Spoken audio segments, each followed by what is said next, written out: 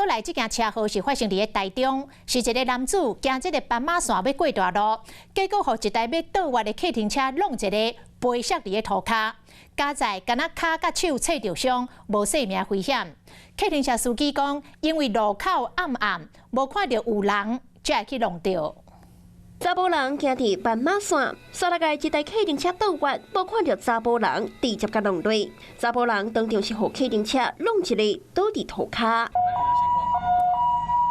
车祸发生伫台中五环路甲民生路口，半暝1点外，细林的驾驶驶客停车要去载人客，煞无细力去弄到姓李的查甫人。大约这样速度过去，然后就擦撞，然后翻了一圈。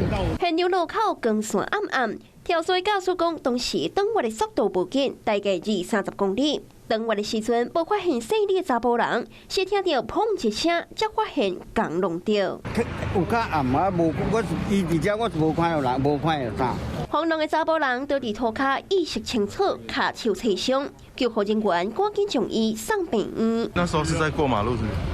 对。警方初步判断，这件车祸是姓林的驾驶无让行人所造成的。林男未依规定暂停让行人先行，李男尚未发现肇事因素，全案依道路交通事故处理程序转呈交通大队厘清肇事原因。姓林的驾驶无饮酒，严格弄着过路人，详细跳水责任，更需要警方来调查。